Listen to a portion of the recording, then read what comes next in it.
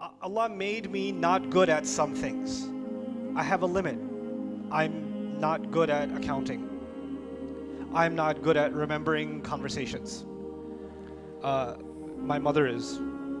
My wife is very good at remembering conversations. Do you remember what you said yesterday? If I'm being honest, I don't even remember what I said 1 minute ago, if I'm being completely honest.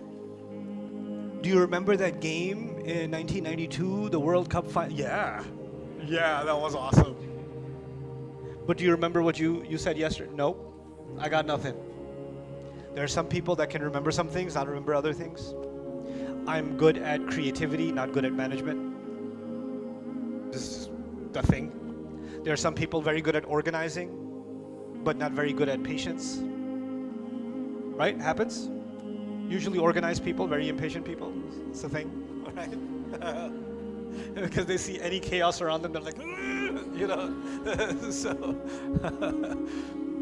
So here's the thing. Yes, I have free will, I have choice, but I have intellectual limits. I have capability limits.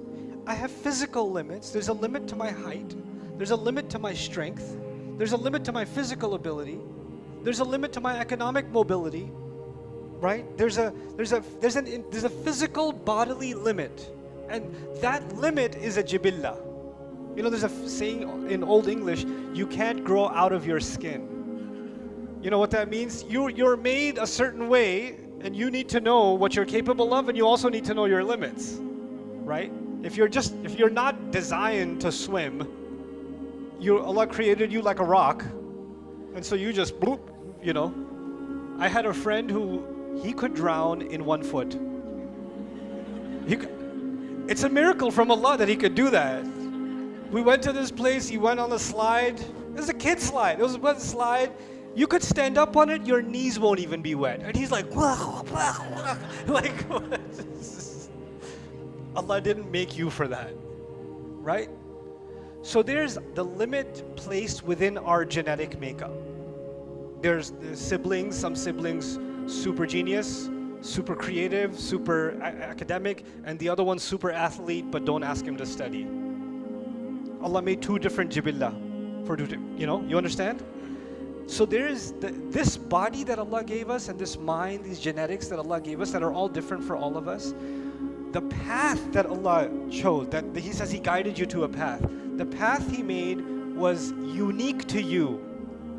And the path He made for me was unique to me. Based on my jibillah, physically, and outside of my jibillah, my environment. This is what psychology tells us. Human personality is made up of two things. It's made up of your genetics and it's made up of your environment. That's what modern psychology basically tells you, right? And Quran is also talking about how within that environment, like the hadith says, everybody was born on fitrah, parents make them Jews, Christians, and that's environment, isn't it? Right? So your environment and your genetics, within that, Allah gave you a path. Now, a farmer who lives with his kids out on top of a mountain somewhere, and he has to choose the right path. His right path is a different one. And the manager of a multi-million-dollar organization, he's a VP or something like that, his jibillah and his path is a different one. The choices he has to make or she has to make are different ones, you understand? And so each one of them was given the right directive to come back to Allah to do the right thing, and it was put inside of them. This is the jibillah from the body point of view. But then there's the grueling test and the ruh. The ruh itself, meaning there's my physical limits, but then there's my spiritual core inside. That spiritual core also exists inside me. It also has a voice. It also has a say. And it cannot be found in the study of psychology.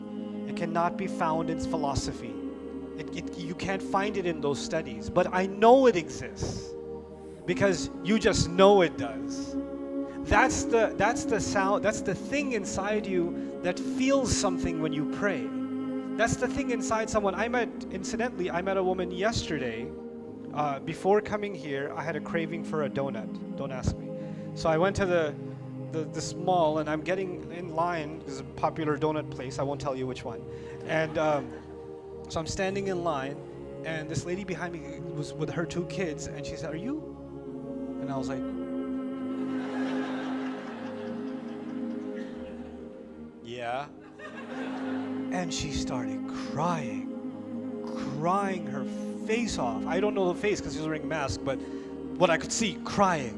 And she had these 2 little kids, and she goes, I'm actually Buddhist, and I've been looking for Allah, and I've been praying to Allah, and I just found your videos, and it's helped me go through so many difficult times, and every time I pray to Allah, I just know something in my heart is taking me back to it, and I'm listening to her like, Inna hadaynahu sabil. Allah put something inside you, this ruh inside you, it knows where it came from. And it knows it was guided, it was put with a guidance to go back. So it's always finding a way back. Inna hadaynahu sabil. So this is actually the test of the ruh itself.